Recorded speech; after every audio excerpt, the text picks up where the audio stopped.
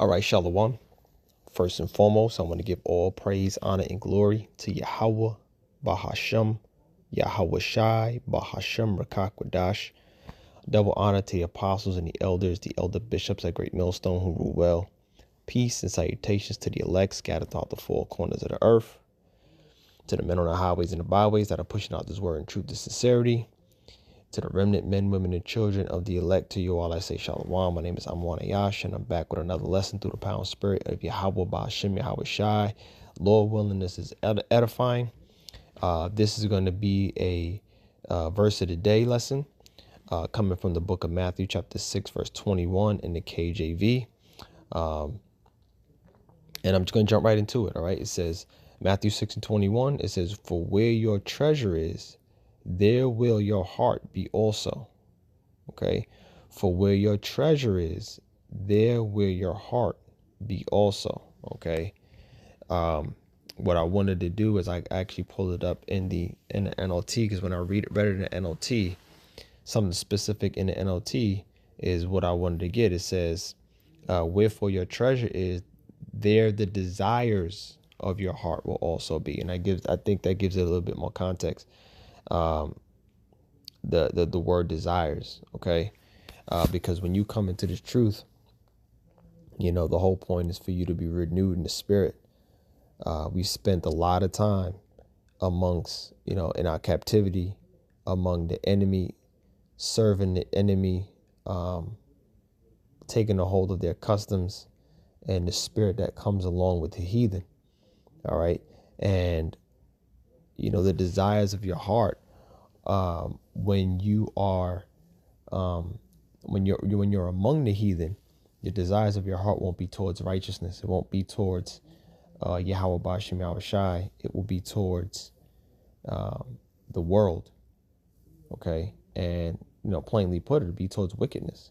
Okay. Because, you know, when you are in captivity and you're amongst the enemy or amongst the nations that don't serve Yahweh Bashim Yahawashi, and they serve false gods, that's where your spirit's gonna lie. Everything that, you know, like I mentioned, the customs and the ways of the heathen, they're mostly rooted in idolatry. Okay. And the desires of your heart will be geared towards that as well. Okay. When you spend that much time, and you're conditioned towards those desires. All right. First precept I wanted to get is Ephesians 4, because the whole point, like I mentioned, is, you know, when you turn back and you put the spirit of repentance on and you look to serve the Lord, the whole point is for you to be renewed in the spirit. Okay. And put off that old man. All right. Because then and only then will you have an understanding of where your desires need to be focused on. Okay. Your desires need to be geared towards serving Yahweh Bashim Yahawashi and towards righteousness. Okay. The scriptures say, you know, seek righteousness. It says seek the Most High and His righteousness, and these things will be added unto you. Roughly paraphrase. I'm actually going to get that. Actually, let me get that now real quick, because I don't want to. That's roughly paraphrasing the scriptures.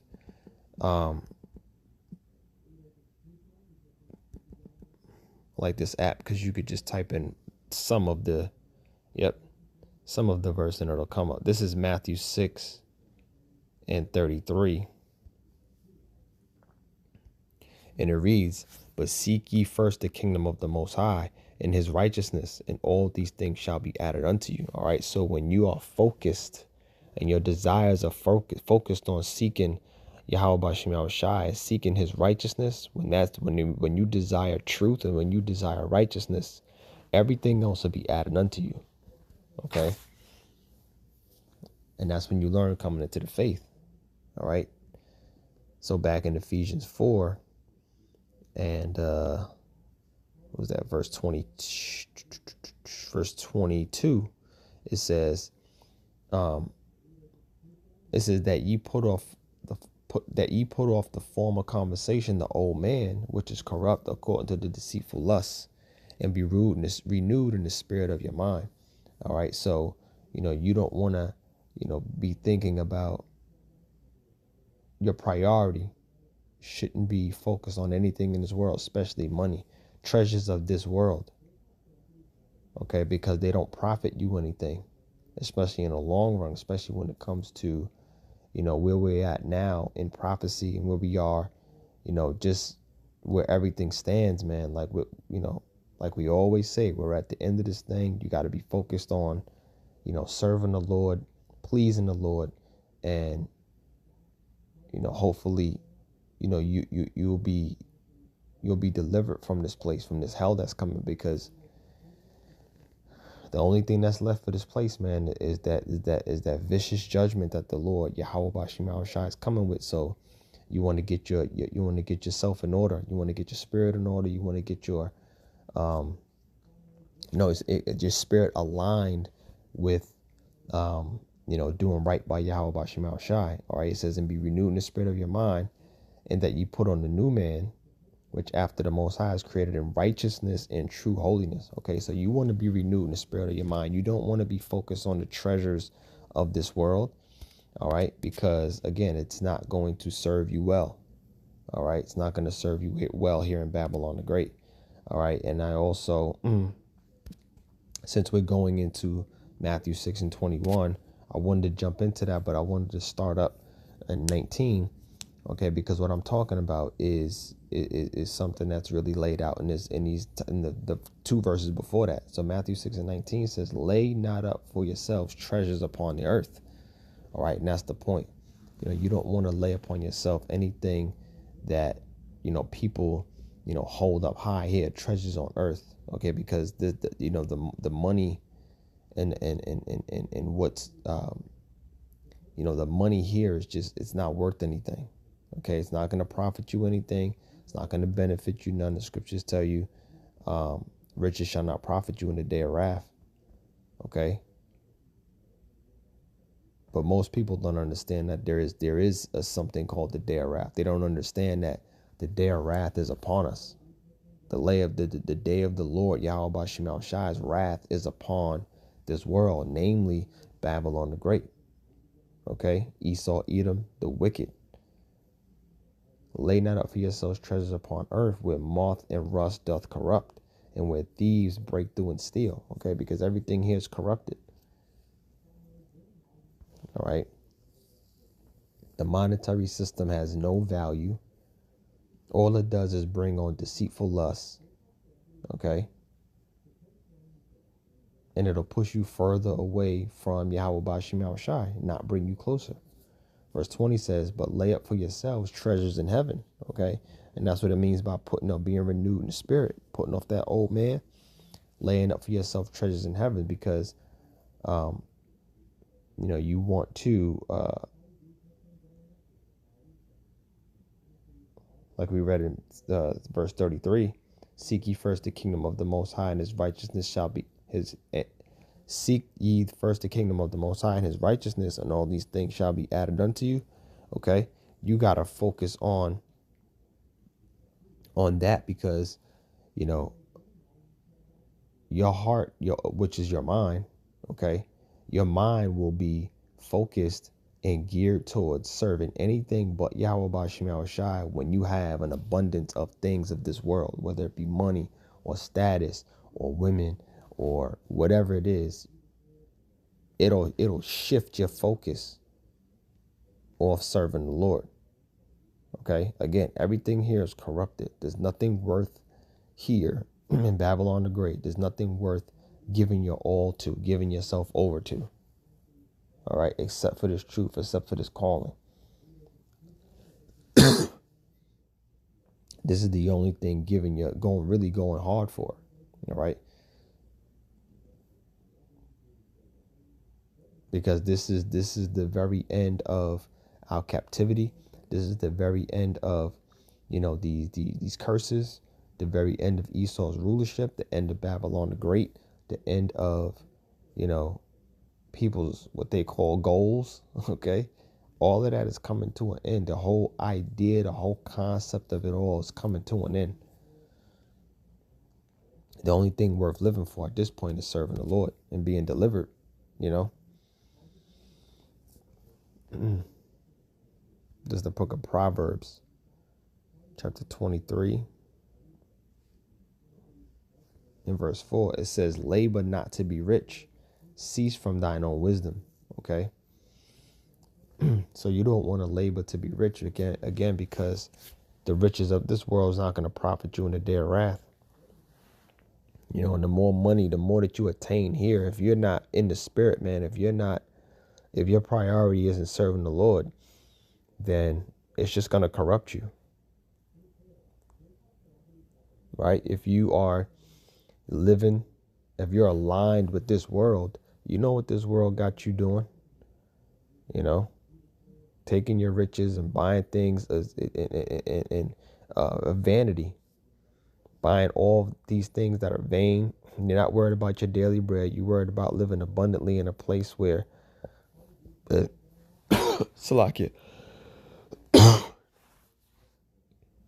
you're worried about living abundantly in a place that is temporary. You know, worrying about how many women you can get with all this money, how much clothes and jewelry, you know, who's looking at you, who's lifting you up, and you not exalting Yahawashi. At that point, you just off, you know, on your own devices. You know, and it's very, you know, if you're not rooted in the spirit, man, it'll throw you, man. You know, so you got to be careful with, you know, looking towards having too much here. Okay. You know, I mean, and there's some men who can handle it. There's some men who can handle having an abundance, but also their priority is to serve the Lord. But there's a lot of men who can't, you know. That's why the scriptures say, labor not to be rich. Cease from thine own wisdom. Okay, because those riches bring on, you know, a healthy measure of vanity, of pride, you know, that you want to stay away from. You know, you want to focus on your daily bread and getting what you need. That's getting what you need that's all, man. That's all you really need. Get what you need, and may the Lord, you know, just hold you down. That's what you pray for, you know. Pray that the Lord holds you down, you know what I'm saying, and give you what you need, because in the time that's coming, you ain't gonna be worried about living abundantly. You gonna worry about getting a meal every day, even if it's just one. And it could be even to a point where you'll be getting one meal every other day. You know, a famine is coming. There's gonna be a lack of bread. You know what I'm saying? And with that lack of bread, you'll be content with, you know, a meal. If you miss a day, yeah, you might be all right. You get a meal the next day, you be happy. You know, versus, you know, some people, you know, the others, 2/3 of our people in the wicked who don't understand this, who don't understand the times that we're in, who don't understand the times that we're coming upon. They're not going to understand what it means to miss a meal. They're going to, you know, be out here. You know, these people got children that they have to feed, young children, babies. What happens when there's no food around? You know, it's something that we always have to ponder on. We always have to think about, you know, the situations that we could potentially be in, you know, in these times to come. And you don't want to think about living abundantly, because, you know, you'll be in for a major letdown. All hell's going to break loose out here, and it's going to be chaotic. You know, you got to learn how to live abased, for lack of a better word, you know, live lowly. All right. This is Hebrews 13:5. It says, let your conversation be without covetousness. All right. And be content with such things as ye have. For he hath said, I will never leave thee nor forsake thee. All right. So you don't want your conversation to be one that's covetous, because, you know, look, man, everything is about habits and building good habits. You know, the more you think about and covet money, that's what your focus is going to be on. You know, and you don't want your focus to be on that. You want your focus to be on serving the Lord, man. You want your focus to be on spiritual things. All right. So I will always encourage to pray, to do the work, go out on the highways and the byways, fellowship, fast, try to keep the Lord's statutes, commandments as much as possible, watch videos. The more you do in the spirit, the better off you are, man. You know what I mean? That's what your conversation, your behavior, your actions. All right. Let your conversation or your actions be without Let me look at this word conversations really quick.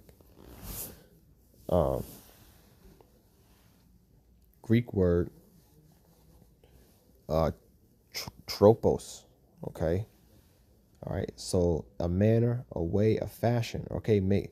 It says let your conversation, you know, be without covetousness. Let your manner, let your way, let your fashion be without covetousness. Okay. It says as, even as, like as, your manner of life, your character. Okay. Let your character be without righteousness. It's like it be without covetousness. Let me see what deportment means. Yep. A person's behaviors or manners. Okay. So that's what the scriptures is telling us. Let your behavior or your manner be without covetousness. Okay. And be content with such things that you have. The Lord provides everything we need to get through. That's why the scriptures say, you know, pray for your daily bread. You know, the Lord's Prayer. You know, the Lord's Prayer, within the Lord's Prayer talks about your daily bread. Okay, give us this day our daily bread, because that's all you need. Okay, we're gonna live abundantly on the other side, right, in the kingdom of heaven, after we're delivered. Lord willing, we are delivered. Lord willing, we are the part of the elect. All right, the focus has to shift, man. All right.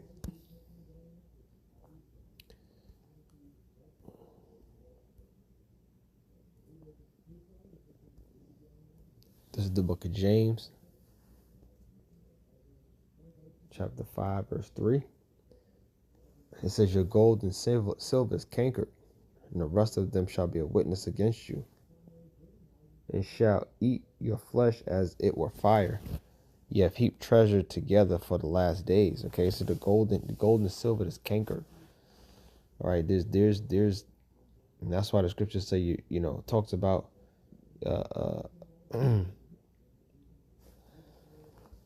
Salak. Goodness gracious. Let me go back to what I was It said your gold and silver is cankered, and the rest of them shall be a witness against you. All right. Matthew 6. Let me go back to where I was at. Okay. It says, lay up for yourselves treasures in heaven, where neither moth nor rust doth corrupt. Okay. Your gold and silver is cankered. Okay. Let's look at the word cankered.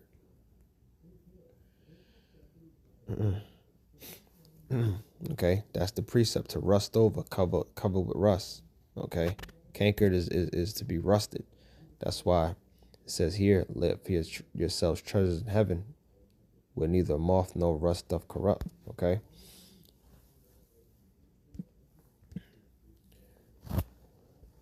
Your gold and silver is basically rusted.